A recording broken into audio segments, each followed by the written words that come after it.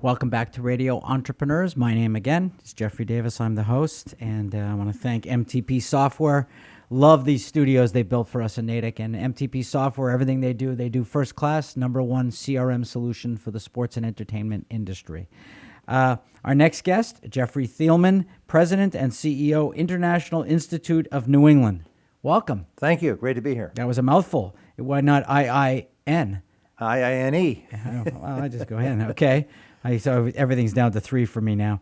But welcome, Jeffrey, and tell us about the Institute and what it does. So the International Institute is a 100-year-old organization that serves immigrants and refugees. We were started at a YWCA in Lowell, Massachusetts in 1918 by a group of women who wanted to welcome immigrants and refugees to their city. Then the YWCA in Boston, Massachusetts opened up an international institute, and then in the 1980s, people started resettling refugees at an international institute in New Hampshire. So we have 3 offices, Boston, Manchester, and Lowell. We resettle refugees who come from all around the world. We have education programming for adult immigrants. We have job training programs and job placement programs for refugees and immigrants, and we have a legal services program that helps people to adjust their status in the United States.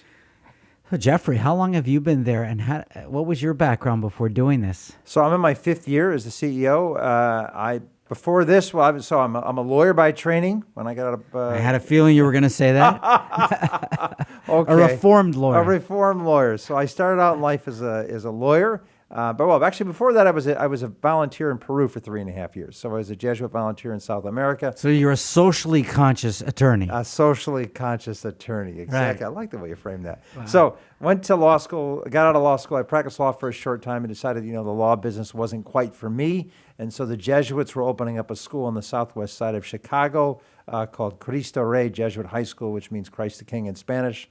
It's a school where students work to earn their tuition, and I went to that school as the first development director of the first school in our network. And then I managed the scale-up of these schools across the United States for many, many years, and I ran the Boston school. Now there's about 37 schools serving about 13,000 kids, something like that. I don't have the exact number on me.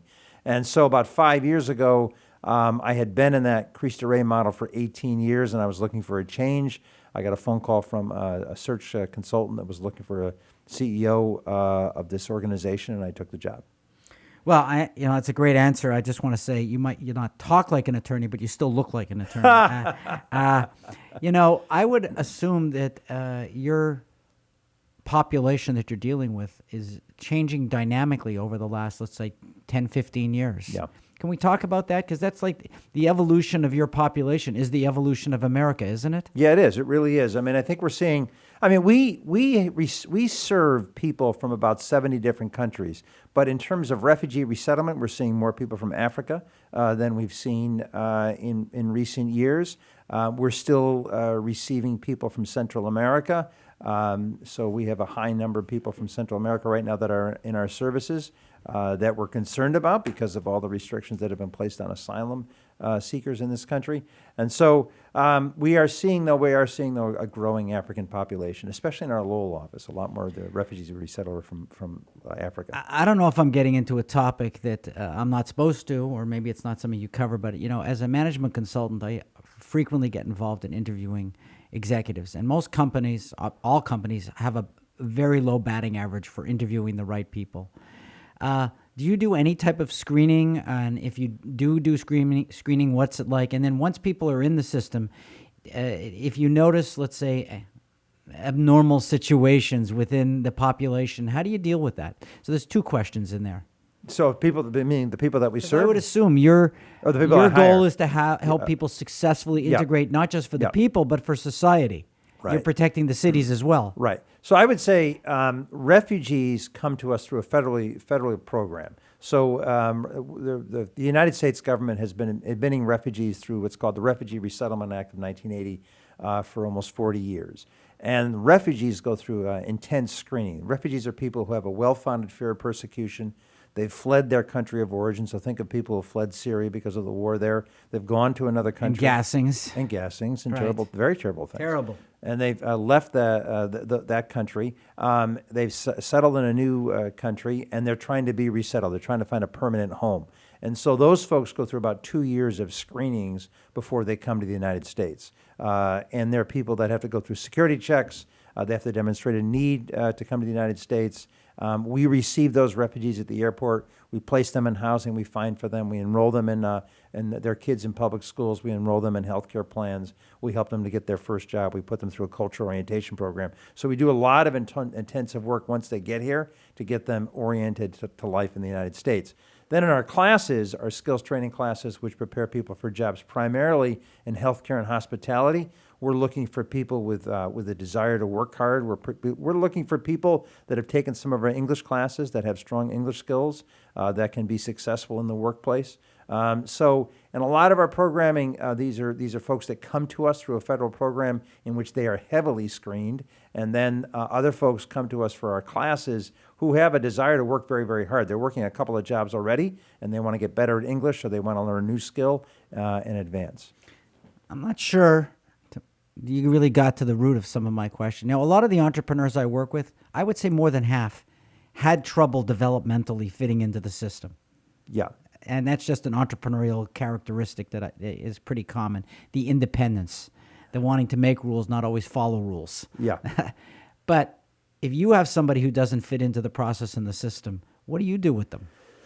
So, you're talking about my Is it a employees? leadership skill or is it a deviant So you're talking skill? about the 70 people that work for me or so, or you're talking about the people we serve? People you serve. The people we serve. So the first thing we do is for any of our programming, for any of our skills training programming, so we place people in hospitals and in healthcare facilities and in hotels, and we are looking for people who can learn skills. It's a 6-week, 5-hour-a-day training program, and we're looking for people that are committed to that program. They're going to show up every day. If they don't show up every day, they don't stay in the class. We have a job placement program for them that helps them to find a job when they're done with that training program. So you can't get into the program, and you can't be successful unless you stick with it. So and by the way, the people who come to us, refugees and immigrants, are hardworking folks who work multiple jobs, who want something better for themselves. So, do you feel that you're an underfunded organization? Yes. And where do you? and if you are looking for more money, where would you find it, and where would you allocate it? So, we're about a $6.5 million operation, so we're not a big organization, but $6.5 million, and about half Bigger of that. than a lot of small businesses in America. We are, yeah, sure we are. With about 60, the head counts between 60 and 70, depending on what's going on. A lot of entrepreneurs would trade for that. Yeah, sure. And so we have, we have a mix of government funding and private funding. And so about half of our funding is public funding. That funding has gone down over the past couple of years. We raise money. Right now we're raising probably about $2 million a year in private fundraising through different events and activities. And corporate too, you look for? And corporate. We get a lot of corporate support, especially for events. It's a great way for a company to brand themselves. We have an event every year called the Golden Door Award, in which we honor a foreign-born American of some prominence. Last year we honored Raphael Reif, the president of MIT, who was born in Venezuela. This year we're honoring Joseph Aoun, the president of Northeastern University, who was born in Lebanon. And so this is an event that attracts 750 or so people. Lots of businesses come and participate and support the event. So then the other thing we're trying to do is we're trying to raise more money through fee-based programming. So this is something that we developed and introduced about 2 years ago. So we have an interpretation translation business, a kind of a little micro enterprise that's generating some revenue. We're using our refugees and immigrants and other folks who are new to America, using their language skills to get them to earn some money and to generate some unrestricted revenue for our organization through an interpretation business we run in Manchester, New Hampshire. Then we have some of our English classes are fee-based. This kind of happened quite by accident. We had or not quite by accident, but we listened to our clients. The clients came in and they said, look, we'll pay. We're on a waiting list for free English classes. We can't get English class. We'll pay you something. So we're actually getting some fees from them. And then we have our legal services program, which is a fee-based program, which is below the market. So we deliberately go below the market because we're serving low-income folks.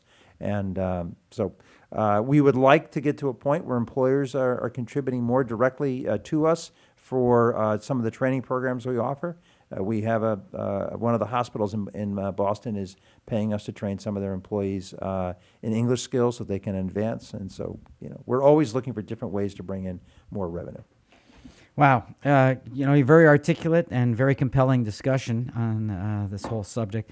We've been speaking with Jeffrey Thielman, President, CEO, International Institute of New England. Jeffrey, if somebody wants to find the International Institute, support you, work with you in any way, how would they do that? You can visit our website, iine.org, iine.org.